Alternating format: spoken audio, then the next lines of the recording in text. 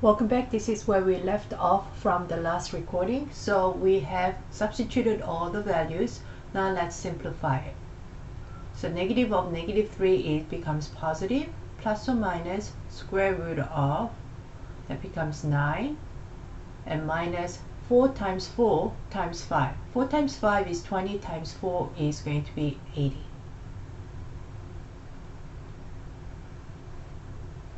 All over 2 times 8, 4 is 8,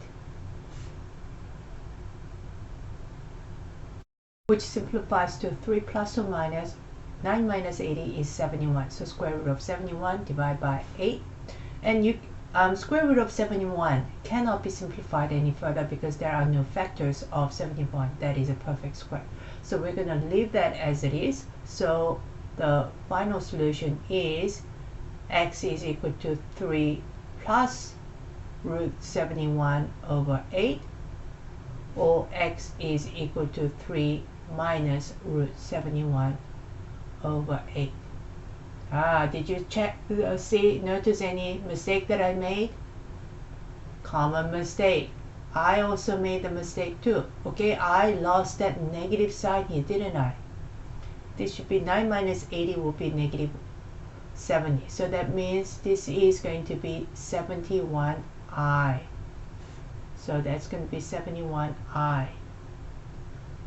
Okay, so make sure you do not lose that. Okay, so that means since the solutions involve I, the imaginary number, the solution is complex.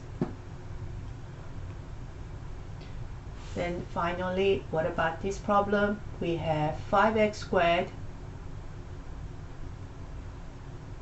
minus 10 is equal to 10x. Again, we need to bring 10x to the other side by subtracting it. Minus 15 is equal to 0. So again, x is equal to, well, actually before I do this, do you notice anything about this equation? Okay, the first thing I should notice is that 5, 10, negative 10, 15. Can I factor something out? Yes. So I factor out 5x squared minus 2x minus 3 is equal to 0. Okay, and I can divide both sides by 5. And that cancels out. And you're just left with x squared minus 2x minus 3 is equal to 0, because 0 divided by 5 is just 0. So this 5 that we factored out does not make any difference, right? Now, why do I want to do this before using the quadratic formula? Yeah, I can use the quadratic formula on this as it is, with a being 5, b being negative 10, and c being negative 15. However, you're dealing with much larger number. It's going to be a whole lot more work for you. So when you have a simpler equation, it's going to be much easier, because a is equal to what? B now is equal to negative 2, and c now is equal to negative 3.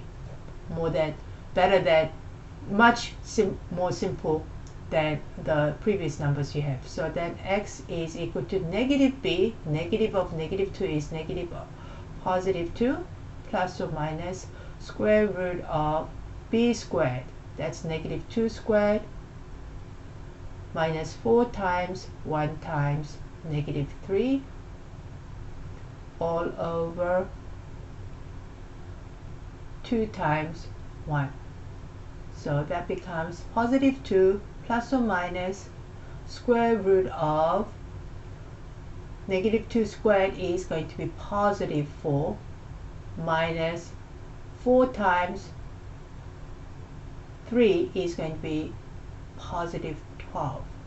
Okay, so because negative times negative is going to be positive, so I am going to be adding those all over 2, which simplifies to 2 plus or minus square root of 16 all over 2. Did I make a mistake?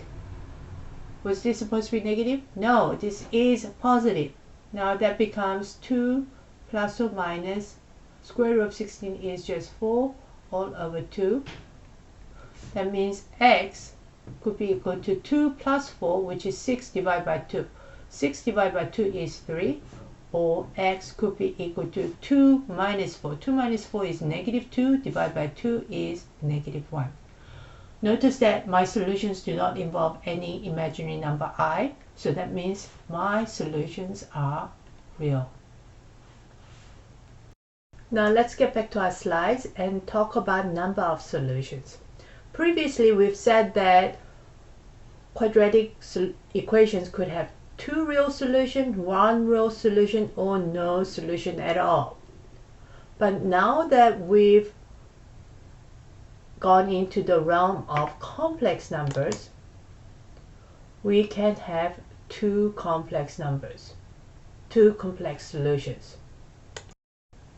So two real solutions would be equation like x minus 1 all squared is equal to 25, because I can take square root of both sides, and I'm taking a square root of positive number, so I'm going to have both positive 5 and negative 5 as the solution on the right hand side. That means you're going to get x is equal to 6 or x is equal to negative 4. Notice that they're not the positive and negative versions of the same number when you have an equation like this. One real solution is when x minus 1 all squared is equal to 0, because square root of 0, there is no positive or negative version of 0. So that means x could be positive 1 or x could be positive 1. So that's just one solution. Complex solution is when you have on the right hand side is a negative number. So when you take a square root of a negative number, you are going to be introducing imaginary number I. So therefore, in this case, the complex solutions are 1 plus 5i, because square root of negative 25 is going to be 5i, and plus or minus 5i, I should say. So that's why you get two complex solutions. So before we said no solutions, but if we are talking in the realm of complex numbers, we have two complex solutions. Okay, now I would like you to think about the difference between these three equations. Okay, so and that's card number 5. So card number 5 is thinking about what are the difference between these three expressions or equations. Okay, do you notice anything different? Please write down any observations that you notice. Okay, here we go. Okay, so when you look at C, this is equal to 0. Okay, and that means we only have one variable here. Okay, with the only variable we have are x's. While as A, you actually have two variables. So this is a two variable equation. Now this is a function notation of the two variable equation. Okay, so remember y represents the output and f of x represents the output. So two variable equation and the function, they are actually interchangeable. They mean the same thing. Why? Because we're talking about y being the output, x being the input. And typically when we are drawing, graphing, we use y is equal to f of x, typically when we're evaluating, but that is not set in stone. They are interchangeably used. They mean the same thing. Now I would like to talk about roots of a function. What is a root? Definition: roots of a function are the input values that gives the output of 0. Again, I'm going to say the input values that gives an output of 0. So we're looking for the x values in the case.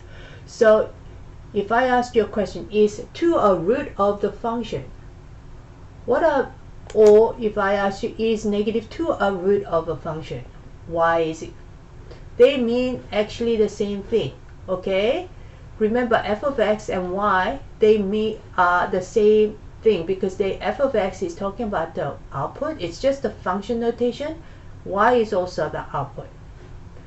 So in this case, what it's asking is, when I substitute 2 into this, when I put 2 into the equation, am I going to get 0 as the output? So let's try that, because when I substitute 2, so that becomes 2 squared plus 3 times 2 plus 2, which is what? 12.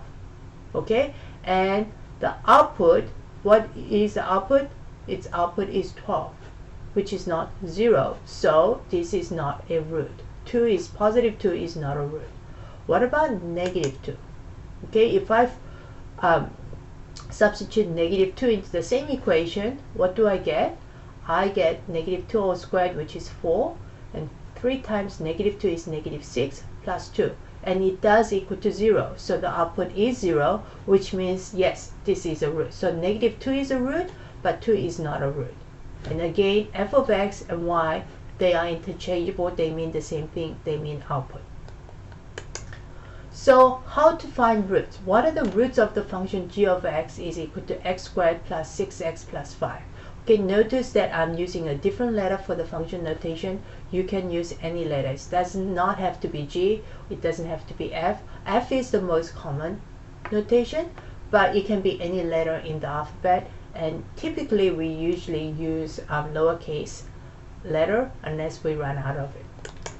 So what we want to do is we want to find the x value that gives the output of 0, which is the output, the g of x. So if I have g of x is equal to x squared plus 6x plus 5, I am going to replace g of x with 0. Okay? Then from there, use any of our solving techniques to solve this one variable quadratic equation. We know how to do this. Okay? So the easiest one, remember every time, that factoring is the easiest and quickest if an equation is factorable, especially easily factorable. This is the leading coefficient, the number in front of x squared is 1. That means it's easy to factor, or at least try to. So I'm looking for two numbers that multiply to 5 that add to 6. That's going to be x plus 5, x plus 1. And if I use FOIL to multiply this back, I am going to get the original equation.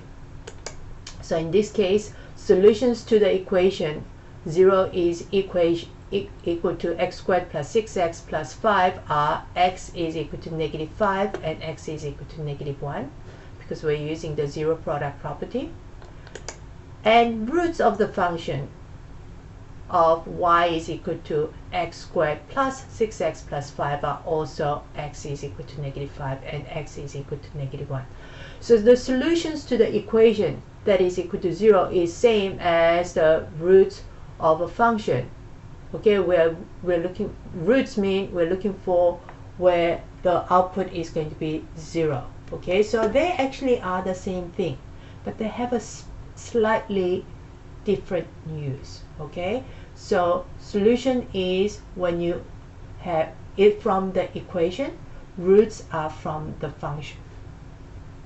So with that, you are going to be working on card number 6 to 13. Okay, so we're going to walk you through all the steps. So if you have h of x is equal to x squared minus 4x plus 3. This is a function. Okay, if you're looking for a roots, for the roots, then we're looking for what is the equation, what is the value of x that would give the output of 0. So what is the equation we should have? We should have the equation, instead of h of x, we should replace this with 0. So the equation we are going for is x squared minus 4x plus 3 is equal to 0. The next slide actually gives you the correct answer, just in case you did not get that. So we're going for this equation. To solve this equation, which method would you use? When you are trying to solve this, what is the best method? Hopefully you're telling me zero product property, because the leading coefficient or the number in front of x squared is 1. So it's an easily factorable equation if it is factorable. And when I quickly look at that, I'm looking for two numbers that multiply to 3 that add to negative 4. I know of those numbers, so I am going to choose zero product property.